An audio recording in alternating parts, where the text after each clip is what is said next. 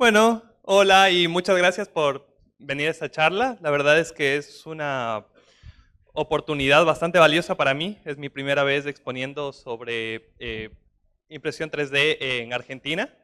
Y bueno, nada, quise tomar un tema interesante. Me pareció que es tal vez valioso explorar un poco lo que es el mundo de la impresión 3D de metales, pero no quería dejarlo solamente ahí, porque si bien es cierto, muchos de ustedes están ya no sé, conectados con gente de todo el mundo en redes sociales, conocen gente que está trabajando en metales, en sus diferentes tecnologías. Y bueno, pensé que sería un gran agregado pensar en tal vez compartirles no solamente acerca de cómo está el estado del arte de la impresión de metales, sino explorar un poco qué viene a ser qué viene a ser el desarrollo de la manufactura hacia el futuro, lo que vendría a ser la manufactura con materiales de nueva generación, es decir, materiales que son hechos en laboratorio, materiales que son desarrollados por, bien puede ser la empresa privada, por centros de investigación, y que se puedan usar en manufactura real. Y bueno, mi nombre es Harry Saltos, como ya mencionaron, de profesión soy ingeniero mecatrónico, pero estoy dedicado a la impresión 3D desde hace más o menos 9 años. Y nada, una vez a uno lo engancha a la impresión 3D, como que no puede salir, ¿no? Y bueno, ya me presenté yo. Quisiera presentarles un poco acerca de la empresa Additive Plus, que es el lugar donde yo trabajo.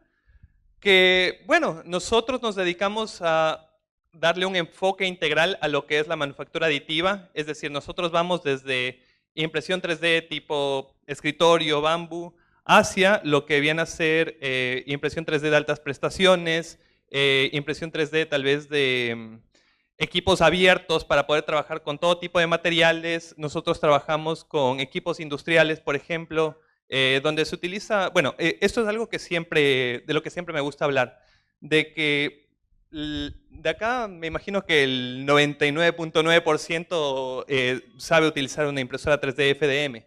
Entonces, a mí siempre me gusta incentivar que la gente que no sabe utilizar una impresora FDM, también soy docente en la universidad, y les digo, cómprense una impresora, porque en realidad es una salida bastante chévere, o sea, pudiendo profesionalizarse en el usar una máquina que les permita hacer piezas, por ejemplo, piezas útiles y demás, porque el hecho de que uno aprenda a utilizar una máquina 3D de escritorio, tal vez como una FDM normal, te abre las puertas a todo un mundo de impresión 3D. Es decir, potencialmente, si pudiste utilizar una máquina FDM, puedes utilizar otros tipos de máquinas.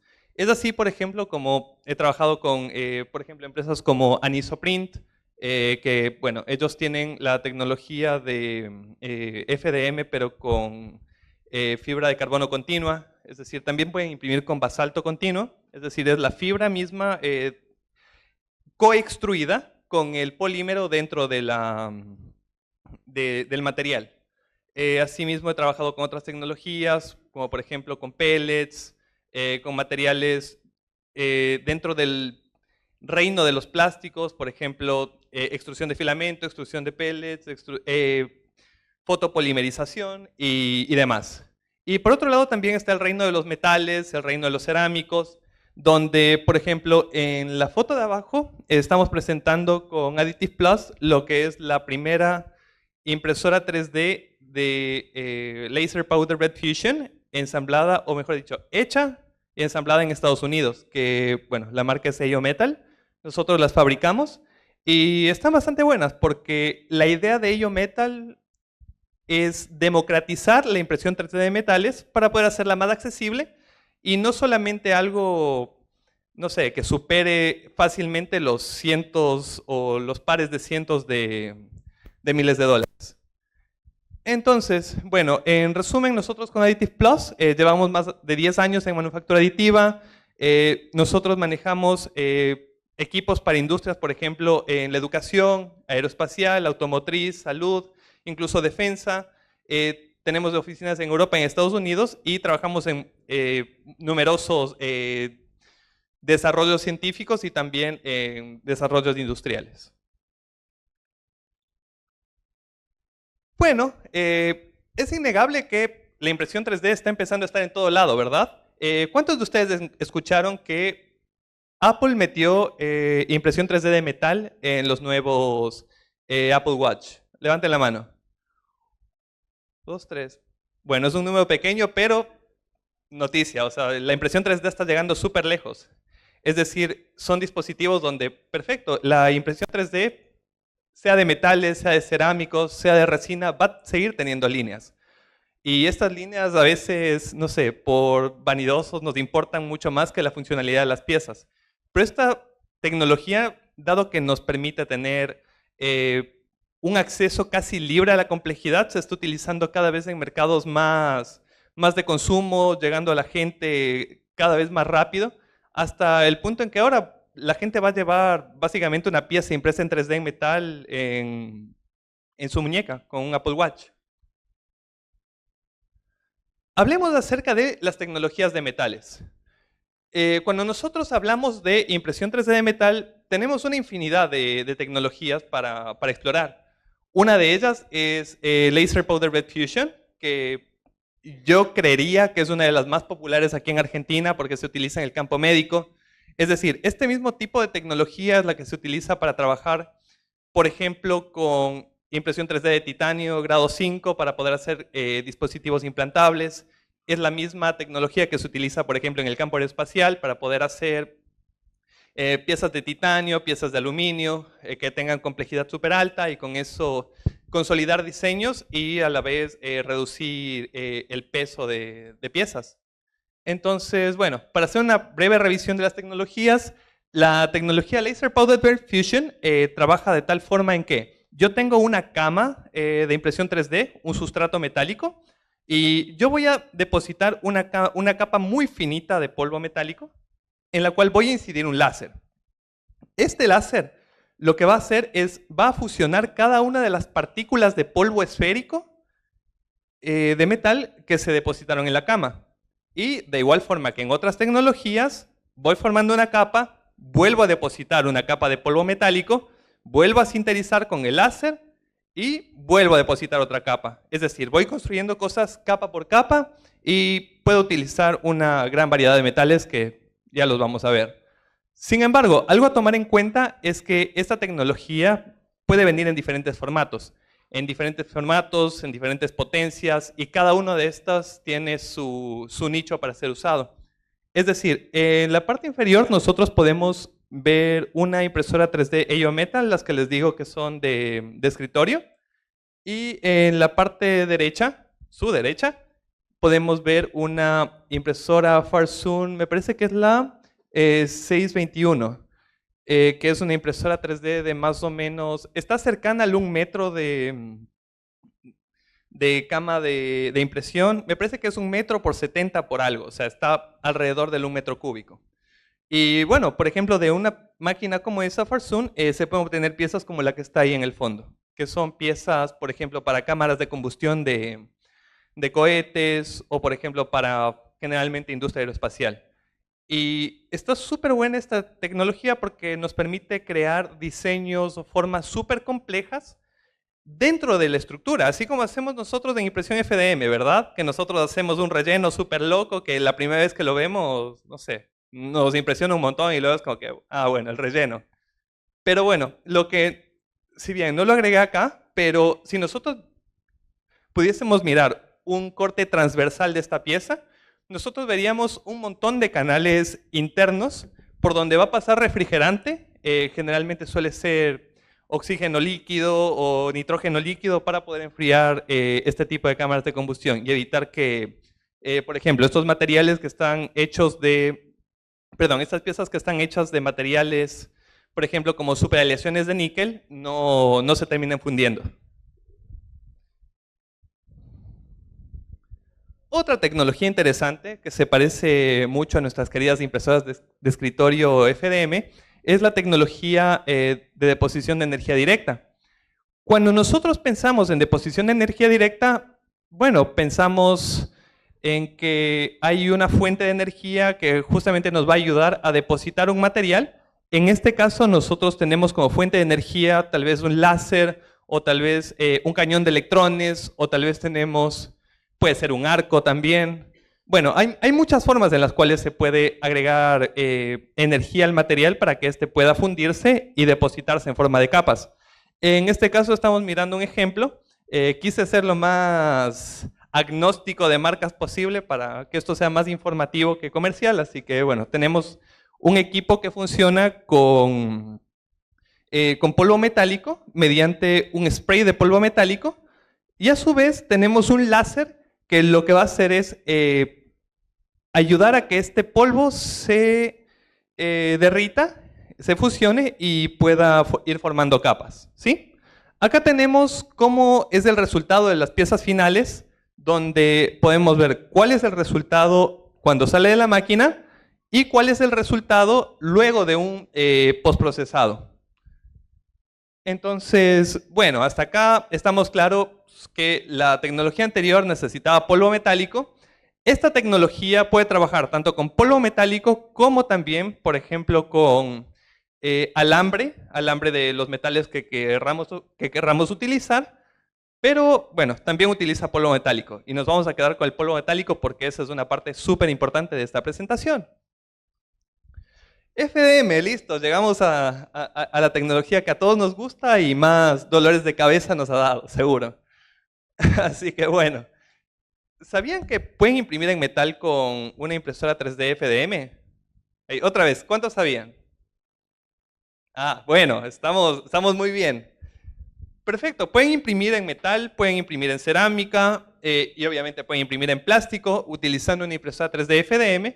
Y el proceso que se utiliza para trabajar con una impresora 3D FDM con cerámicos o con metales es mediante el siguiente proceso. Es decir, yo imprimo mi pieza en 3D utilizando un material aglutinante, también conocido como binder, y este polímero aglutinante va a estar mezclado con polvo metálico. Generalmente es un polvo metálico muy finito, y este polvo metálico muy finito, bueno, se va a extruir junto con el aglutinante formando capas y dándome algo llamado green part, o bueno, no sé si se traduce directamente como pieza verde, pero es una green part.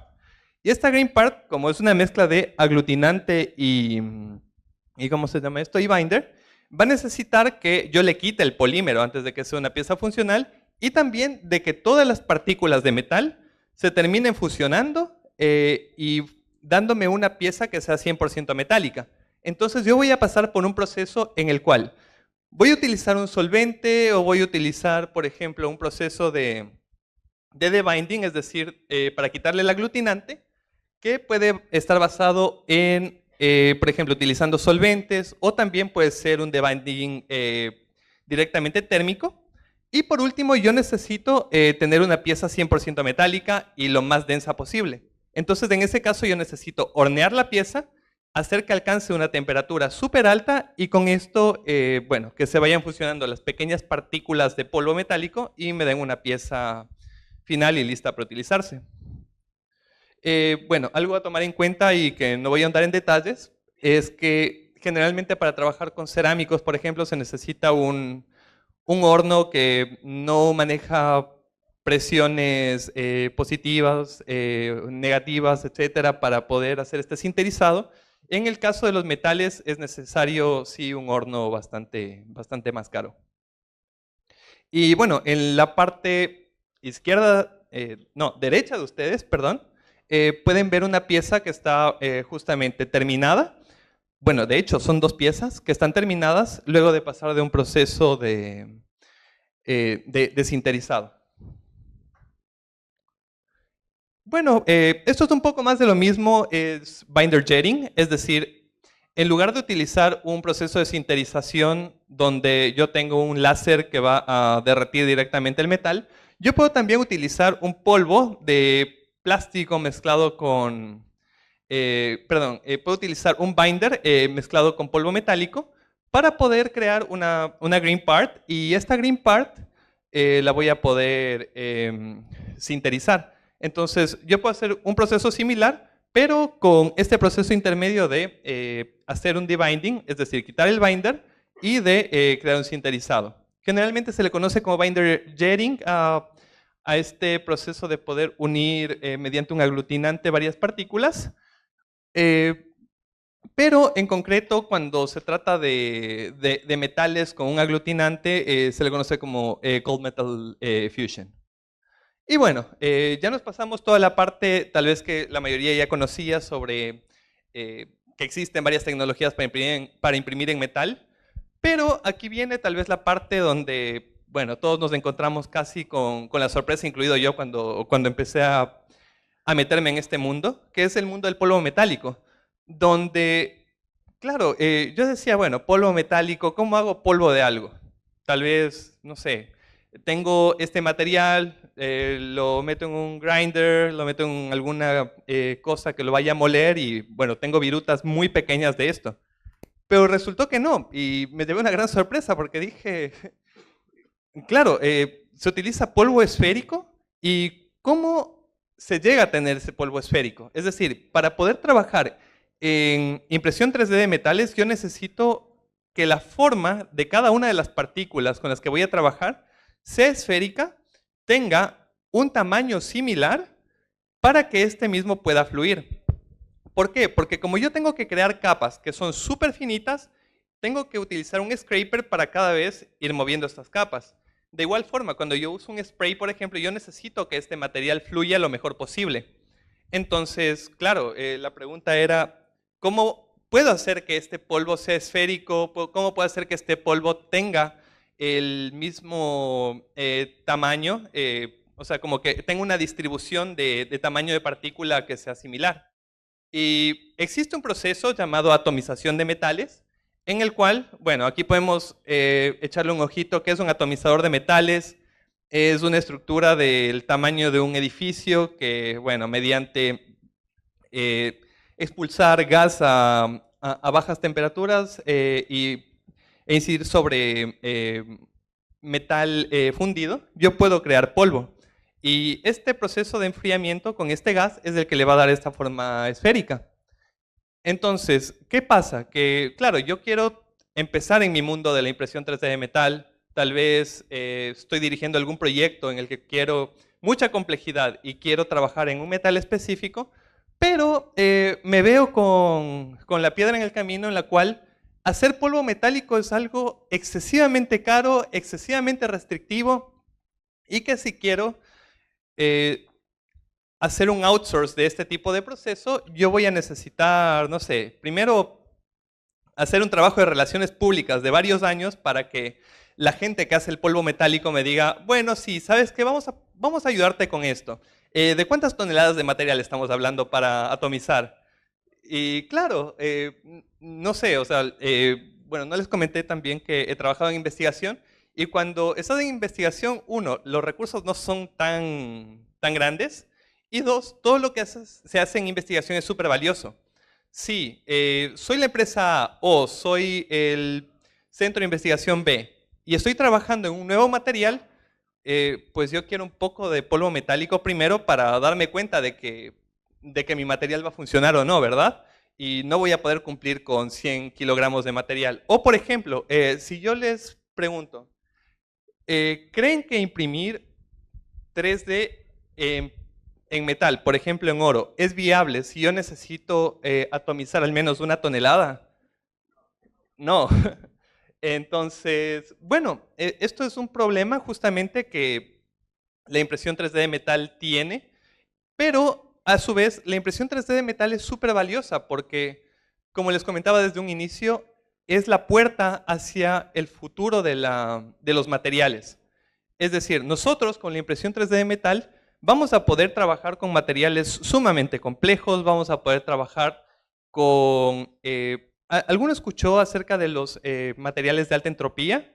Que son materiales que tienen la mitad de la tabla periódica en su composición, es decir, son aleaciones que tienen más de 5 compuestos ahí mismo. Entonces, por ejemplo, con este tipo de materiales, yo, no sé, tengo que hacer muchas pruebas, teóricamente me pueden dar algunos resultados, Pero la mejor forma de manufacturar con ellos y empezar a hacer pruebas mecánicas es justamente hacer una prueba con impresión 3D. Y entonces, si yo quiero saltarme todas esas barreras de la atomización industrial, yo tengo que tomar en cuenta que, bueno, quiero superar largos tiempos de espera, requerimientos de espacio y de plantas súper difíciles de manejar. Tengo que poder solucionar el tema de que los atomizadores son cosas que sobrepasan los millones de dólares, bueno, están en el rango de los millones de dólares. El tema del cambio de material, que también, o sea, si yo tengo un atomizador trabajando con un material, yo no puedo simplemente cambiar de un material a otro, porque los materiales, uno, pueden reaccionar al crisol con el que estoy trabajando, o, bueno, necesito que tengan la máxima pureza posible. Es decir, con los residuos de material con los que estaba trabajando la planta, yo necesito también, bueno, cambiar hacia mi material. Entonces, el cambio de material es algo súper complicado. El proceso también es muy complejo y tiene muy altos costos operativos. Es básicamente una planta entera solamente para dedicarse a hacer polvo metálico. Bueno, entonces, ahora tenemos entendido de que hacer polvo metálico no es algo sencillo. Es algo que no solamente no es sencillo, sino que lleva muchos meses, lleva casi medio año solamente poder planificar que voy a hacer que voy a poder obtener una pequeña muestra de polvo. Entonces yo puedo tener 1 a 2 meses solamente en el tema de la orden de compra de un proveedor externo, hasta poder hacer la atomización y la esferización, puedo tener 3 a 6 meses. Para preparar la muestra también es otro proceso. Y bueno, y posteriormente todo lo que implica el producto terminado va a llevar mucho más tiempo. Es decir, sin una forma adecuada de poder hacer polvo metálico, termino cayendo en un loop de años, de prueba y error y de mucho dinero invertido, y al final sin llegar a ningún lado. Entonces, hablamos ya de que este mundo de la atomización de metales está lleno de desventajas, pero sin embargo, yo sigo enfatizando de que la impresión 3D de metales es algo súper importante y que es algo que al final del día va a terminar implementándose en casi todos los procesos de manufactura. Entonces, nosotros podemos hablar de que tenemos no solamente desventajas, sino que tenemos que darle un giro de tuerca y mirar esto como que tenemos diferentes tipos de tecnología para diferentes alternativas. Es así como, por ejemplo, yo tengo varios métodos, entre uno de ellos está la atomización en agua, que son equipos que no son tan del tamaño de una planta, pero justamente utilizan como medio el agua. Y cuando yo tengo un metal y estoy trabajando con un metal y lo estoy atomizando, si yo utilizo agua para poder hacer polvo, voy a terminar metiéndole un montón de humedad. Así que no es algo conveniente y eso también le va a oxidar el material. Por otro lado, la atomización de gas, que es de la que estuvimos hablando hace un rato, bueno, es efectiva, es la que más se usa. Si es que ustedes compran polvo metálico en algún momento, es tal vez la más barata para conseguir polvo. Y está buenísima para cuando se necesitan cantidades de 100 kilogramos o más. Por otro lado, está una tecnología muy buena, que es la atomización ultrasónica de laboratorio, que es ideal justamente para poder trabajar con el desarrollo, por ejemplo, de pequeñas cantidades de material. Entonces, si yo quiero trabajar, qué sé yo, con una nueva aleación que la desarrollamos para tal aplicación aeroespacial, tal aplicación médica, perfecto. Y yo tengo una muy pequeña cantidad para poder hacer test en la vida real, perfecto. Mediante la atomización ultrasónica voy a poder hacer este tipo de pruebas. Y bueno, entonces estamos de acuerdo en algo. De lo que aprendimos hasta ahora es que la atomización es el proceso que se utiliza para hacer polvo metálico. La atomización de gas es un proceso caro y crear una planta de atomización de gas es sumamente caro. Así que ahora vamos a abrir una puerta que nos lleve hacia los materiales de nueva generación. Esta es la puerta de la atomización ultrasónica de laboratorio. Esto que tenemos de enfrente es más o menos como debería lucir un ecosistema para el desarrollo de materiales y de y de impresión 3D. Es decir, donde yo tengo un atomizador, es decir, pasé de algo del tamaño de un edificio de 2 pisos hacia algo del tamaño de 2 refrigeradoras, una delante de otra. Tengo un analizador de partículas en el medio que me va a permitir hacer control de calidad del polvo metálico, porque como les comenté, tiene que ser muy esférico. Con el atomizador de laboratorio puedo llegar hasta un 96-97% de esfericidad. Y bueno, este equipo de caracterización me va a ayudar a chequear que el polvo que obtengo sea lo más uniforme posible en temas de tamaño y que la esfericidad sea justamente buena. Y por último tengo una impresora 3D. Pero esta no es cualquier impresora 3D. ¿Por qué? Seguramente alguno de ustedes ya tuvo la oportunidad de estar frente a una impresora 3D de polvo metálico. Estas impresoras 3D generalmente no sé, que más se utilizan acá en el mercado argentino para hacer piezas implantables o de uso médico en general, utilizan cantidades de polvo, por ejemplo, para llenar solamente una carga de la impresora 3D pueden estar necesitando alrededor de 60-70 kilos de material. O sea que es una cantidad interesante de material solamente para empezar a trabajar. Pero, ¿qué tal si les digo que existen impresoras 3D que son mucho más pequeñas? Que pueden, por ejemplo, llenar todo el vat de material utilizando hasta entre 5 y 6 cucharadas de polvo metálico. Entonces está bastante bueno. Y es ahí cuando, por ejemplo, imprimir 3D en oro ya tiene un poco de sentido, ¿verdad? O, por ejemplo, conozco casos también que hay gente que necesitó este tipo de dispositivos porque tenía que hacer electrodos de platino. O sea, tenía que imprimir en 3D electrodos de platino para poder utilizarlo en cierta aplicación. Entonces, claro, vemos la necesidad de poder hacer materiales o de poder trabajar con materiales que no son de stock de las empresas de atomización. Y bueno, nos quedamos con que así luce un ecosistema para el desarrollo de materiales. Y ahora vamos a entender cómo funciona la atomización de laboratorio. Esto es súper interesante. Yo, para ser sincero, me enamoré un poco de esta tecnología cuando la conocí, porque si bien estoy metido en el lado de la tecnología, también mi corazón está del lado de la ciencia. Entonces, desde la parte de materiales, saber que uno puede tener la capacidad de hacer su propio material, de que uno puede desarrollar, por ejemplo, su material con la ayuda de un científico de materiales, por supuesto. Se puede obtener el polvo metálico mediante algo súper simple, como es mediante pulsos ultrasónicos. Yo puedo romper estas gotas de material fundido y crear polvo sumamente esférico que va a ser de utilidad para imprimir en 3D. Con esto yo puedo llegar a trabajar hasta 3400 grados Celsius. ¿Qué quiere decir esto? De que yo puedo trabajar incluso con materiales refractarios. Hay algo que está como que muy en tendencia actualmente y es utilizar a la manufactura aditiva de metales para el tema, por ejemplo, de cohetes. Por ejemplo, SpaceX de Elon Musk utiliza impresión 3D para optimizar las cámaras de combustión, por ejemplo, de sus cohetes Falcon. Y ellos necesitan justamente desarrollar sus propios materiales y muchas veces estos materiales son aleaciones o superaleaciones que, bueno, son confidenciales de ellos, pero tienen cosas un poco raras ahí. Y justamente estas cosas súper raras generalmente tienen necesidades de temperatura bastante altas para poder fusionarse. Este es uno de los métodos que se utiliza. Este método está basado en arco eléctrico para poder derretir el metal.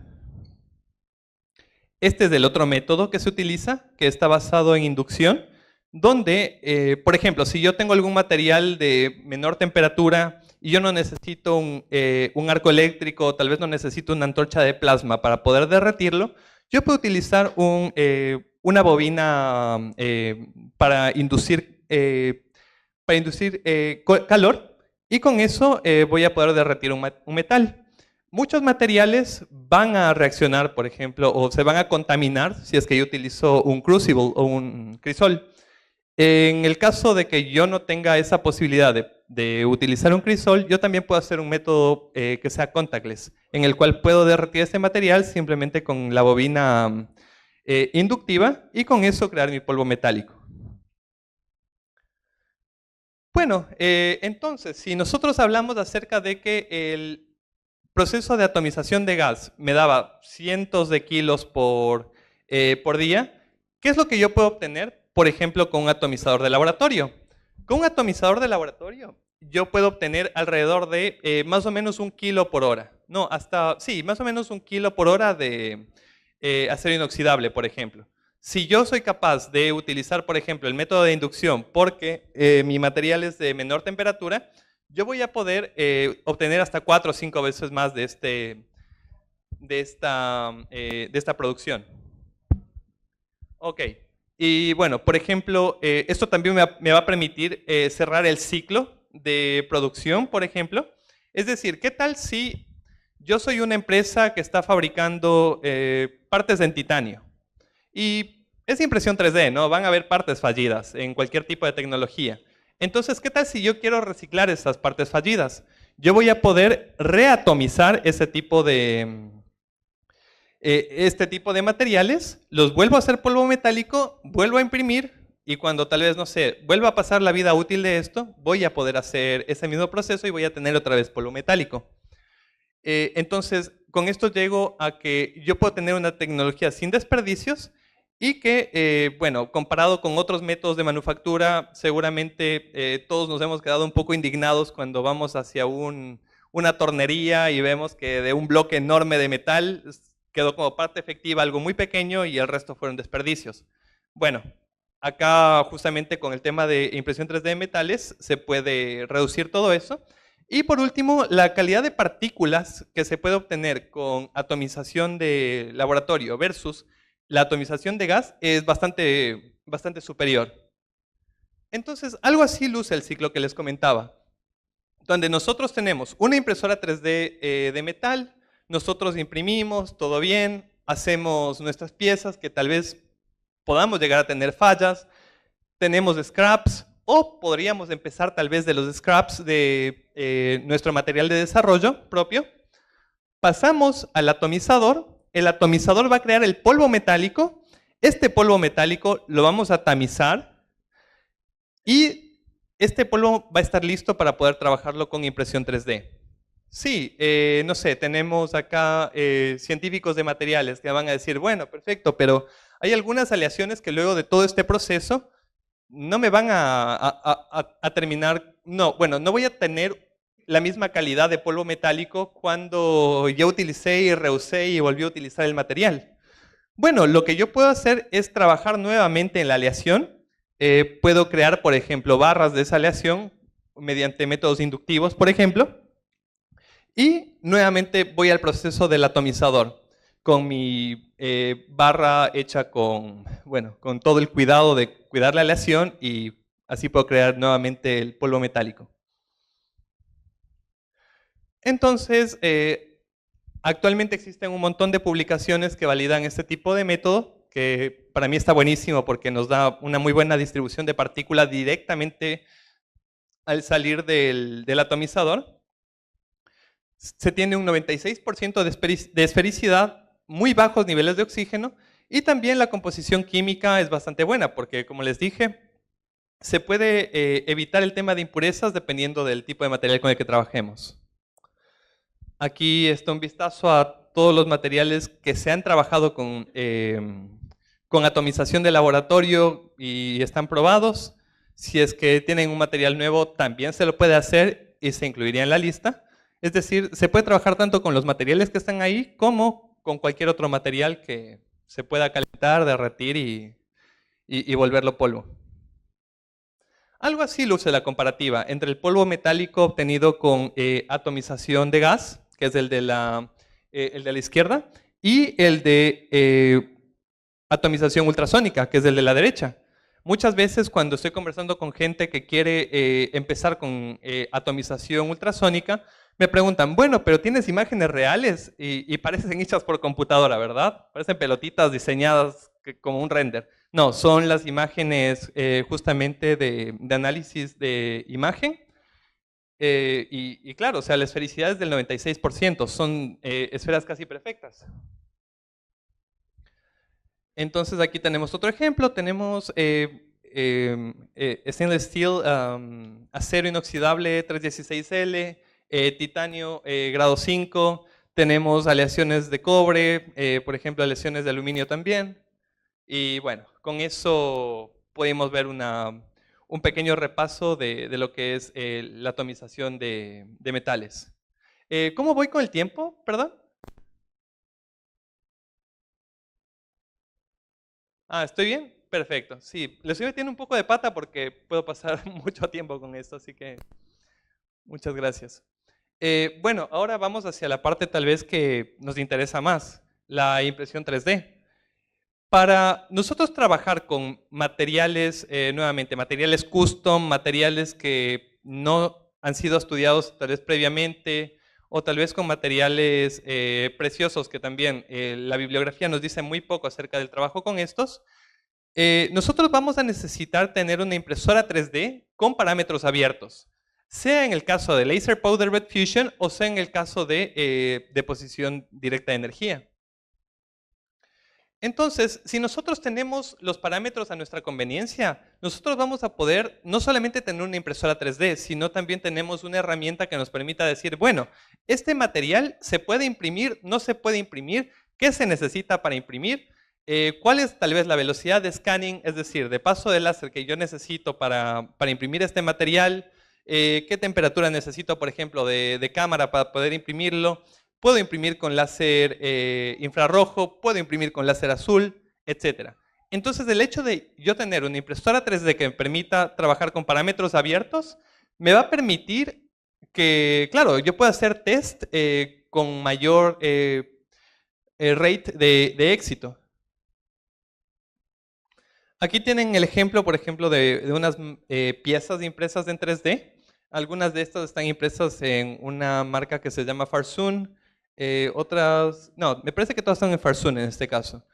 Y como pueden ver, tiene varios tipos de aplicaciones, aplicaciones aeroespaciales, aplicaciones, por ejemplo, para la fabricación de moldes, aplicaciones también ornamentales, etc. Se pueden hacer muchas cosas con impresión 3D de metal.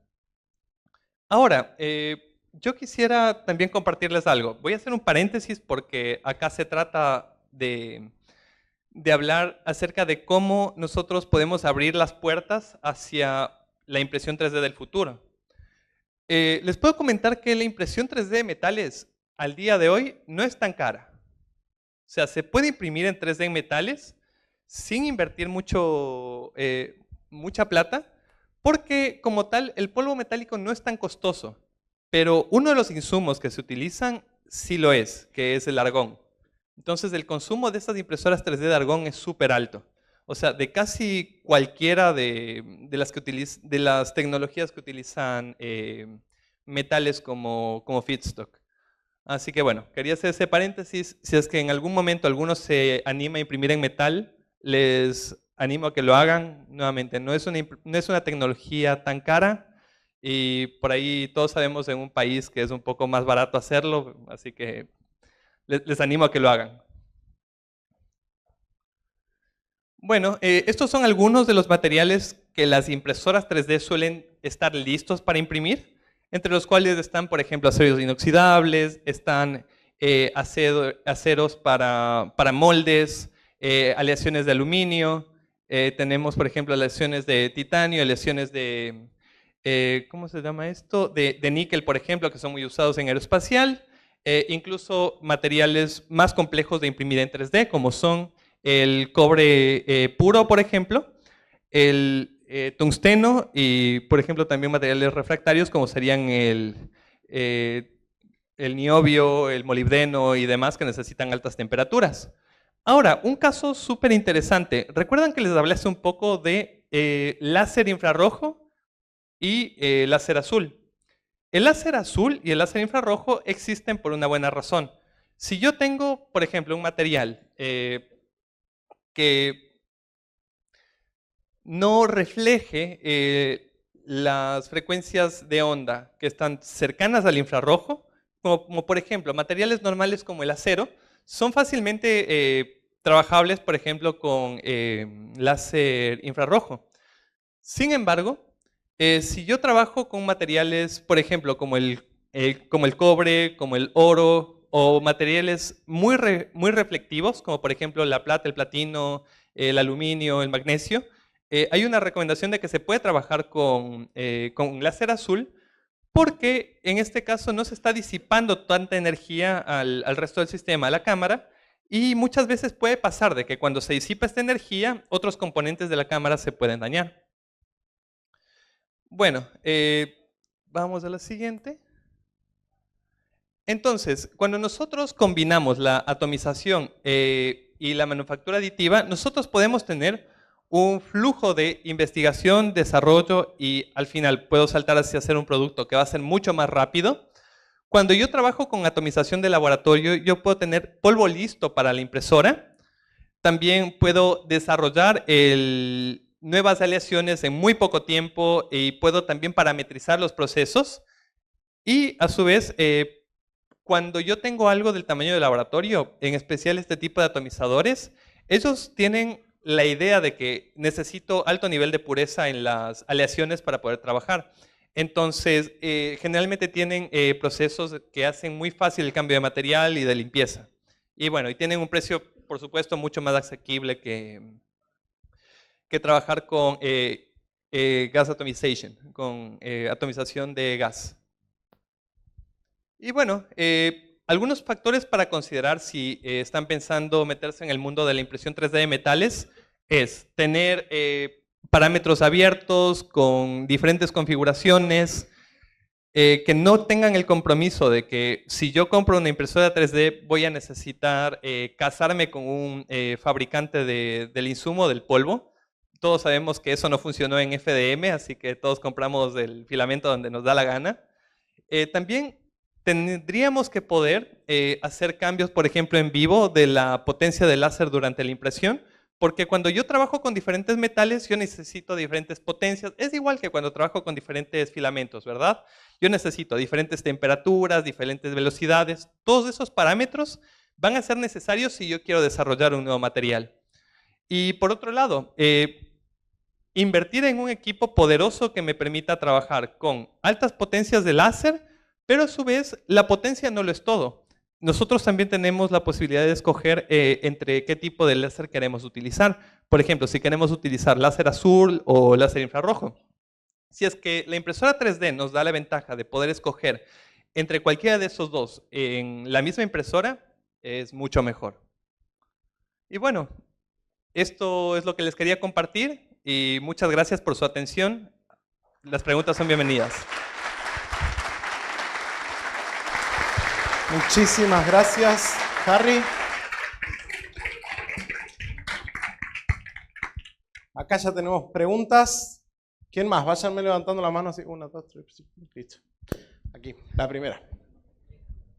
Bueno, más que pregunta es para sumar la importancia y la necesidad de la impresión de 3D en metales, porque según lo que he estado viendo en el último tiempo con la aparición de la inteligencia artificial, se han desarrollado procesos de desarrollo, de diseño, inconcebible para los humanos tradicionales. Se han puesto a probar lo que son sistemas de ventilación o de refrigeración o estructurales que ningún humano lo hubiese pensado hacerlo de esa manera.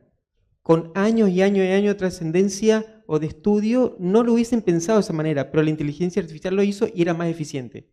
Y la única forma de fabricarlo era con impresión de metales en 3D, porque no había máquina con los métodos tradicionales que lo puedan llegar a hacer. Entonces esto ya es algo fundamental y futurista, pero que ya tenemos en el presente. Era para sumar nomás. No, por supuesto. Muchísimas gracias por el aporte.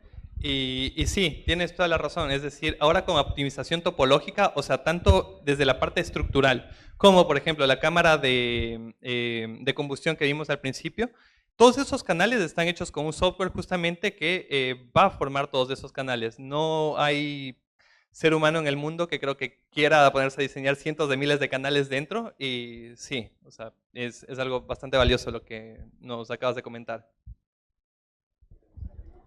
¿Sí? ¿Por acá? Hola, buenas tardes. Si no entendí mal de lo que estuviste explicando, la única ventaja que ustedes proponen respecto a procesos como mecanizado o procesos por deformación plástica es el ahorro de material, mejor dicho, del desperdicio. Pero en los otros procesos está estudiado y es fácil predecir propiedades mecánicas o parámetros de integridad superficial como tensiones residuales, que es lo primero que se me viene a la mente cuando veo este tipo de procesos térmicos.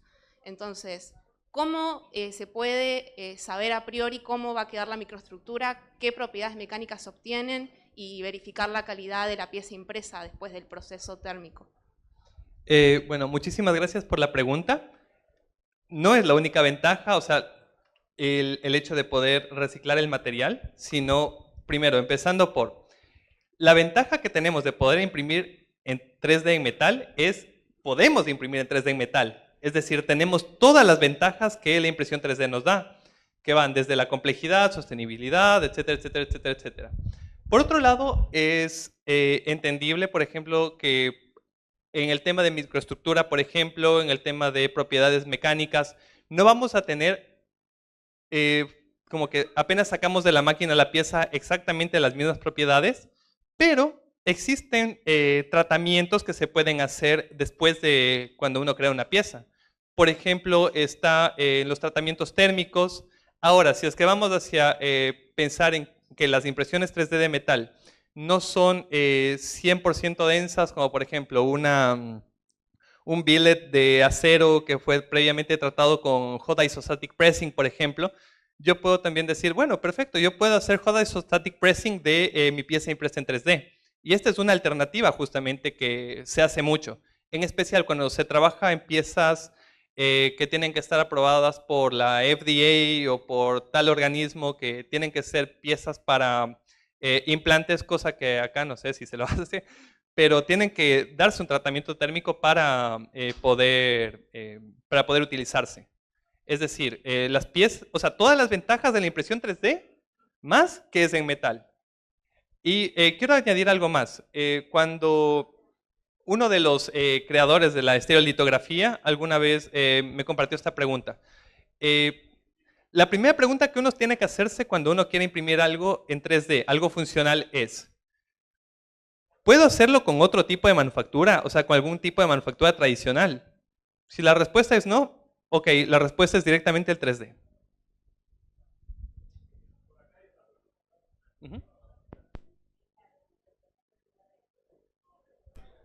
¿Qué tal? Yo quería preguntarte, aparentemente es barato el cambio de un material al otro, ¿sí? Sí. Mucho más barato que una máquina más grande, que es carísimo. ¿Eso es factible? ¿Usan soporte? ¿Y qué tamaño tiene aproximadamente en una máquina estándar? Listo, muchas gracias por tu pregunta.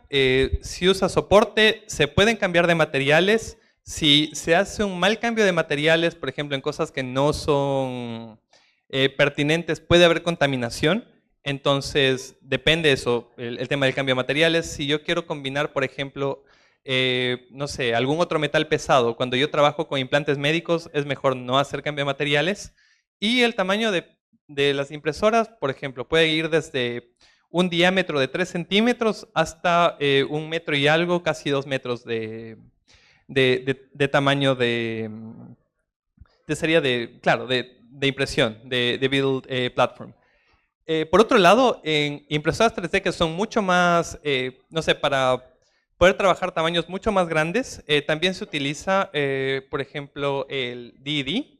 Una de las impresoras 3D DED, no sé si sigue siendo la más grande del mundo, creo que sí, es la de Relativity Space, por ejemplo. Ellos tienen un brazo robot, como las de Caracol que tienen acá AMS, y este brazo robot lo que hace es, bueno, imprime en metal con deposición directa de energía, y tiene atrás un elevador. Entonces, claro, yo tengo toda la versatilidad de poder imprimir en 3D con el brazo robot, y aparte el elevador me va a dar un tamaño en Z tan grande como yo lo necesite. Con mucho gusto. Acá. ¿Hay posibilidad de que se utilice esta tecnología para hacer impresiones multimaterial? Sí. Permíteme justamente... Ay, no sé si puedo volver. Bueno, no sé si puedo volver. Pero justamente la de deposición directa de energía, de las primeras que mostré. A ver... Vamos más atrás, mucho más atrás. Creo que debe estar en las primeras. Esa de ahí. Vamos a la siguiente. Esta de acá. Esta es multimaterial. No recuerdo exactamente qué aleaciones son, pero la una era una aleación basada en cobre y la otra es una basada en aluminio. Entonces sí, se puede hacer multimaterial, no en todas las tecnologías, pero sí se puede hacer multimaterial. Actualmente se está tratando de desarrollar multimaterial en Laser Powder Bed Fusion, pero al día de hoy es posible con DD.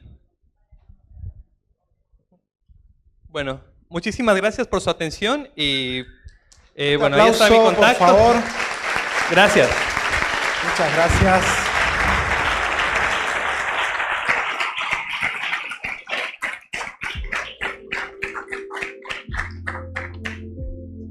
Bueno, antes de continuar, me interesa saber de la gente que está acá si alguien quiere compartir alguna charla que le haya parecido algo puntualmente interesante.